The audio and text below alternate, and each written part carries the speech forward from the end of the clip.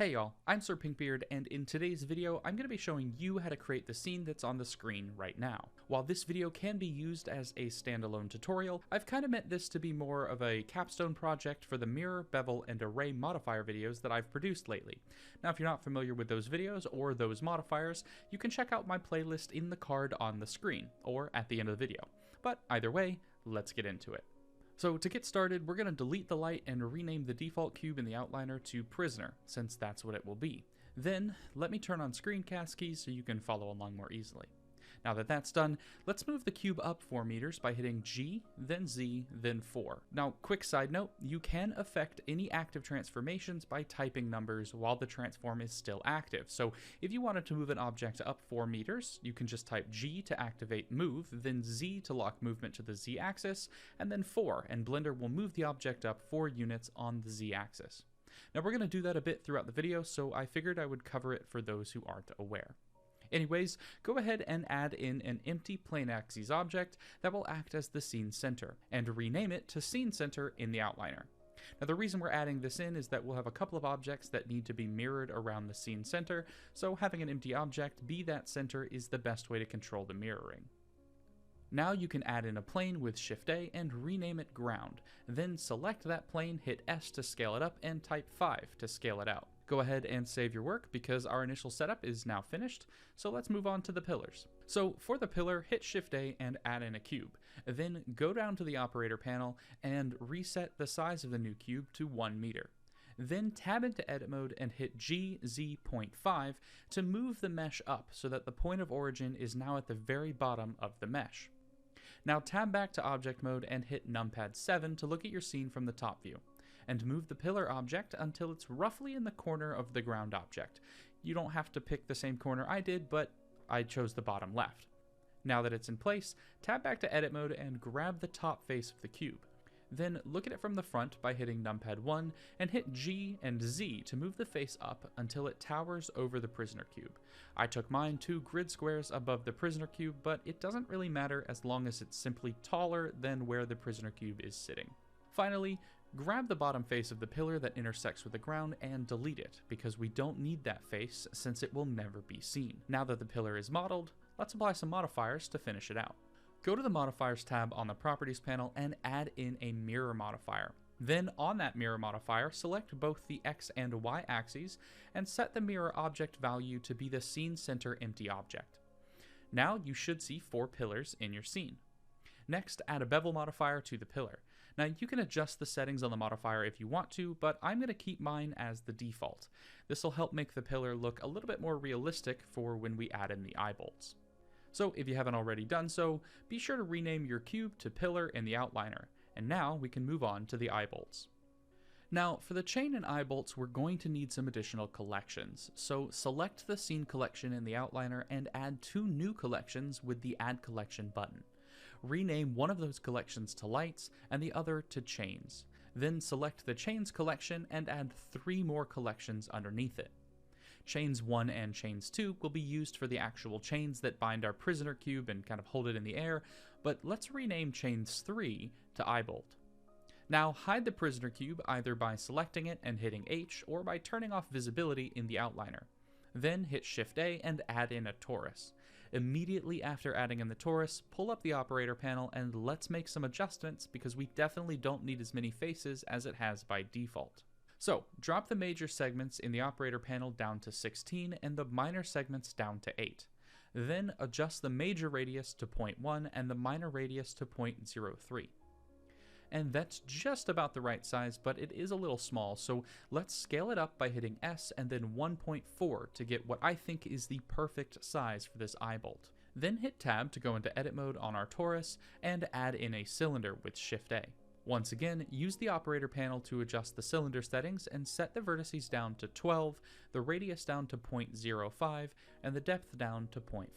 Tab back to object mode and move the object up on the Z-axis, and then, once again, tab back into edit mode so we can finish setting everything in place. Hit numpad 3 to look at the object from the right side and rotate the cylinder 90 degrees. Then scale the cylinder down until it just barely disappears inside the torus. We want the torus to be a little bit wider than our cylinder here.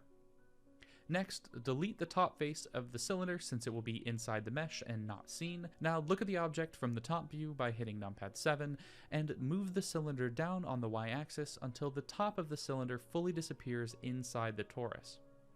Now tab back to object mode and right click and shade smooth. The smooth shading will make this look better, but we still need to delete the face on the bottom of the cylinder since it's throwing off the shading and it won't be seen inside the pillar. If you're not happy with your eyebolt, you can make any final adjustments, but I'm satisfied with how this turned out, so I'm just going to add a subdivision surface modifier to the eyebolt and call it done. Now that the eyebolt is finished, let's make sure to rename the object in the outliner and place it on the pillar. So rename it and then look at your scene from the top with numpad 7 and move the eyebolt down towards the pillar. Then rotate it 45 degrees and place the eyebolt into the bevel of the pillar. Now, if we look at it from any other angle, we can see that's pretty low, so let's move it up on the z-axis until we're happy with the height. Finally, we're going to rotate the eyebolt on the local y-axis. So to do that, you're going to need to hit R to rotate, and Y, and then Y to rotate along the local y-axis. Then type 90 and turn the eyebolt into the proper upright position. Your final step here is to add another mirror modifier, and just like with the pillar, mirror across the x and y axes using the center scene object as the pivot point. This should give us an eyebolt in each of our 4 pillars. With the pillars and eyebolts finished, the last step for modeling our render is to make the chains. So let's get to that. Now, the chains are the most complicated part of the whole process, so save your file and let's kind of clear out our scene to work on them by unchecking the boxes of the default collection, and if you want, the eyebolt collection. Now, select your Chains 1 collection and add in an empty object and rename it in the outliner to Chain Control. Add in a second empty object and rename this one to Chain Offset. Then make the chain offset a child of the chain control by selecting it, holding shift, and dragging it under the chain control object. Then, with the offset selected, hit R, X, and 45 to rotate the offset 45 degrees on the x-axis. When you're done, you should be able to see the chain control pointing straight up and down, and the chain offset looking like an X. To actually create the chain, let's add in another torus and rename this to chain, then make it a child of the chain control object. From here, tab into edit mode and look at the chain from the top with the numpad 7. Hit Shift Z to turn on X-ray and then delete all of the vertices above the X-axis and to the left of the Y-axis, leaving us with only a quarter of the torus left. Add in a mirror modifier and set it to mirror across the X and Y axes. Then turn on clipping, which prevents vertices from being pulled away from the X and Y planes so that our chain link will stay connected. Then hit A to select everything and move it over to the right on the x-axis, and then adjust the edge loops of the chain link until you're satisfied with the overall look of the chain link. Then return to object mode, right click and shade smooth. Once again, add a subdivision surface modifier to this to give us a pretty perfect chain link. Lastly, let's add on the array modifier to duplicate the chain properly. Once added, adjust the relative offset of the array modifier to be 0.7. Then turn on object offset on the modifier and select the chain offset object. Once you adjust the number of chains, you should see each new chain rotated by the offset. Now we can't get enough control from the fit count type, so let's change that to be the fit curve type and add in a curve object. Hit Shift A, select a curve and choose path. Then hit Tab to go into edit mode on the path object, select everything, and hit GX2 to move all of the nodes over 2 meters on the x-axis. The very back of the path should now be at the point of origin, and once that's done, delete the last 3 nodes of the path on the right-hand side, because we'll be adding in nodes as needed. You now should only have 2 path nodes. Once you're done with that, go back to object mode, select the chain, and then on the array modifier under the fit curve setting, select that path object, and we're good to go. Then set the NURBS path object as a child of the chain control and rename it to chain path. Now that we've set that up, everything can be controlled via the chain control, so let's move that chain control so that the first chain link is now inside one of the eyebolts. Once you've got it in there, adjust the rotation of the chain control so that the first chain link is pointed down towards the prisoner cube. This will really help with the realism in the final render. Now that our chain is in place, we need to generate the rest of the chain and wrap up our prisoner cube. So to do that, we'll need to select that NURBS path object, and tab into edit mode. Then select a node and hit E to extrude out a new path node. Now you may notice in yours, and you can definitely see on mine, that the chain isn't following the path exactly. It's just continuing straight and creating new chains to fit the length of the path. The problem with this is that I'll never be able to wrap the cube with this, so we need to add in a curve modifier to the chain. So go back to object mode, select the chain, and add a curve modifier. Then choose the path object on the curve modifier, and you'll immediately see the chain follow the path exactly. Now I'm going to hide the pillars so that I can move around the cube a little easier, and it's time to create the general feel. Now you don't have to wrap the cube exactly right away. In fact, I actually find it easier to quickly wrap the path nodes around the cube and then go back and tweak it later to make it look nice. So feel free to extrude broadly and tweak as needed as you go. Once you've wrapped up your cube, just extrude out a node so that the end of the chain ends up in an eyebolt. Now if yours looks like mine and the chain doesn't quite hit the eyebolt correctly, you'll need to introduce some slack into the chain. So grab the bottom and top nodes right there, right click and subdivide. Then pull that new vertex or vertices, if you created more than one, down. You'll see the top chain link adjust right into place. Now you can tweak this as needed, but I'm going to adjust my chain offset value from 45 to 90 using the properties panel to better connect the eyebolt or just make it look more realistic to my eyes. Now that that's done, you need to add in some realness to the slope of the chain. So just grab some of the nodes, subdivide, and tweak until you're happy with the look of it. Just make sure that the chains aren't really clipping through the box and that they look tight around the cube, and it should be good enough. Now you may notice that some of the chains are curving because of the curve modifier. If that happens to you and you want to fix it, you can just add in a subdivision or two on the path on each side of the bending chain, and that bend will lessen significantly. So now that you've tweaked it enough to be satisfied with the final result, let's move on to the second chain. To create that second chain, just select all of the objects in the Chain 1 collection and hit Shift D to duplicate them. Then you'll see a new duplicated hierarchy in the outliner, and go ahead and move that second hierarchy into the Chains 2 collection. Then select that second chain control and change the pivot point at the top of your 3D viewport to be the 3D cursor. If you accidentally moved your 3D cursor out of the scene center, you can put it back by hitting Shift C. Then, with that second chain control selected, hit R, Z, and type 90, and boom, the chain is basically done. The only thing left to do is to tweak the second chain path so that the chains don't intersect one another. Once you're happy with how both chains look and how both chains are kind of fitted around the cube, we can move on to the lighting. So to really get a feel for the lighting, the first thing we need to do is move our camera roughly into position. So select the camera object and hit numpad 0 to look at your scene in camera view. Then rotate and move your camera into position. You may need to tweak the pivot at the top to move the camera into place though. Once you're happy with your camera placement, minimize the chains collection in the outliner and select the lights collection we made earlier in the video. Then hit Shift A and add in a spotlight. Then grab that spotlight and move it up on the Z-axis until the base circle of the light is just about even with the ground.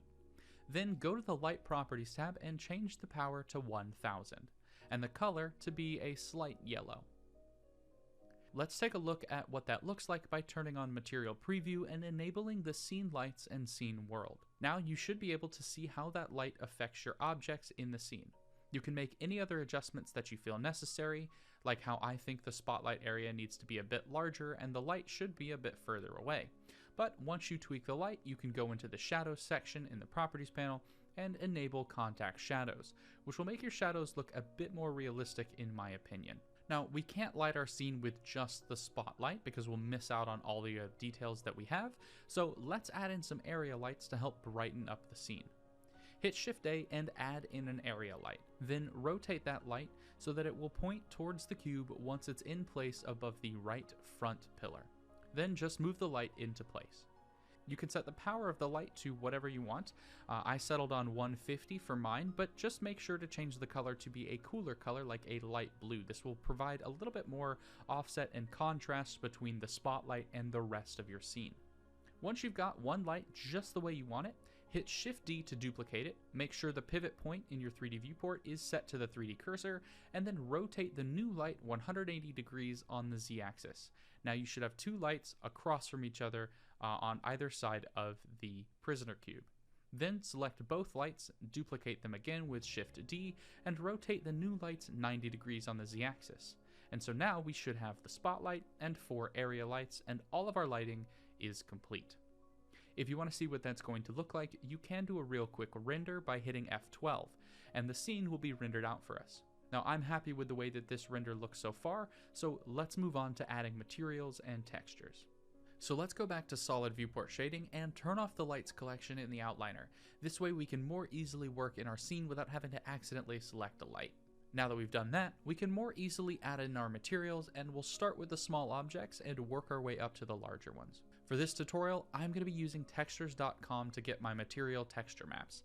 Now if you haven't used it before, you can sign up for free and receive 15 credits for free textures every single day, or you can sign up with a premium account to get a lot more. But since you get 15 credits every day, I usually wait a few days to acquire any textures that I need but don't have yet. Now you can use whatever textures you feel would be best for your art, but I'm going to be using the red marble slab, wrought iron, medieval steel, and a cobblestone texture for my render. Now I've got them all ready, so we can get started unwrapping the objects, but if you want to pause the video and pick your textures, you go right ahead. Now that you've got your textures, let's select the eyebolt and switch into the UV editing workspace. Then hit numpad period to focus in on the eyebolt, and we'll apply some seams. Alt-select an edge loop on the inside of the torus and right-click and mark it as seam. Then do the same thing on the topmost edge of the torus. Then select a single edge on the cylinder and mark it as seam. It doesn't matter which one you pick on the cylinder, so just any of them will do. Once that's done, hit U and unwrap, and you should see something similar to my layout once you do. Then return to object mode and select the pillar and unwrap it by selecting one edge on the side and 3 edges on the top, marking them also as a seam. Then once again hit U and unwrap. Now you'll need to unwrap both chain objects because they aren't sharing the same object data, but just select an edge on the inside of the chain link, mark it as a seam, and unwrap it as well, and then we're actually ready to apply our materials. Assuming you've got your textures downloaded, let's create the materials. Select the pillar object and go to the Materials tab on the Properties panel and add in a new material. Then name that material so you can keep track of which material is which, and once you've done that, let's switch over to the shading workspace. Now, all you have to do to use your downloaded textures is to drag and drop them into the node window.